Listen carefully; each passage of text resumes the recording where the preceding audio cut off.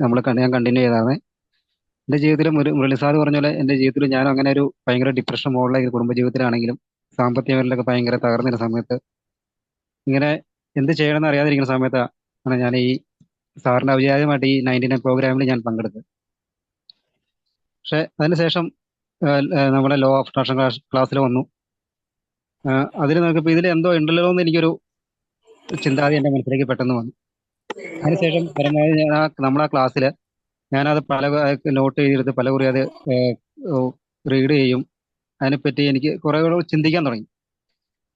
അങ്ങനെ എൻ്റെ ജീവിതത്തിൽ കുറച്ച് മാറ്റങ്ങൾ ഓൺലൈൻ ക്ലാസ്സിൽ എങ്ങനെയുണ്ടെന്ന് പറഞ്ഞ ബദർ സാറെ ഒരു നല്ലത് ഓഫ്ലൈനിൽ പങ്കെടുക്കുകയാണെങ്കിൽ കുറച്ചുകൂടെ നല്ലതായിരിക്കും എന്നുള്ളൊരു ഉപദേശം എനിക്ക് തന്നു.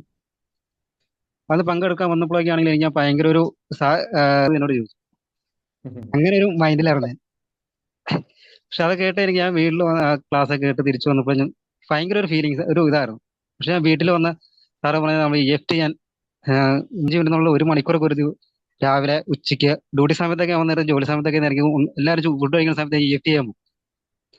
മാറിപ്പോയിരുന്നു EFT ഒക്കെ. പക്ഷെ ഇപ്പൊ എന്റെ ജീവിതത്തിൽ എന്തിനും നേരിടാനുള്ള ഒരു ധൈര്യം, വളരെ സന്തോഷം കൊണ്ട് നമ്മൾ കരഞ്ഞു പോകും. അതുപോലത്തെ ഒരു അവസ്ഥയാണ്.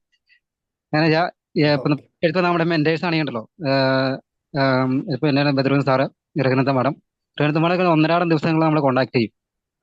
ബദ്രുദ്ദീൻ സാറാണെങ്കിലും നമ്മളെ ശരിക്ക് എന്ത് സംശയമുള്ള ഏത് സമയത്ത് നമുക്ക് അവൈലബിൾ ആണ്. ഇപ്പൊ എനിക്ക് നമ്മൾ എന്തൊരു നെഗറ്റിവിറ്റി ആയിരുന്നു എന്നുള്ളതിൽ എനിക്കത് മനസ്സിലാക്കി പേരെടുത്ത് ചെയ്ത് കഴിയുമ്പോൾ ഉണ്ടാകുന്ന ഒരു സുഖം പ്രഷറിലേക്ക് വരുവാണ് എന്തുകൊണ്ടിരിക്കുക. അത്രയ്ക്ക് ഒരു ഫീലിങ്സിലായി മറ്റുള്ളവരെ മനസ്സിലാക്കാനും നമ്മുടെ ഇടപെടേണ്ടത് എങ്ങനെയാണെന്നും അതൊക്കെ നമുക്ക് മനസ്സിലാക്കാൻ പറ്റിയൊരു പുതിയൊരു ജീവിതത്തിലേക്ക് ഞാൻ ഇങ്ങനെ കടന്നുപോയിക്കൊണ്ടിരിക്കുക.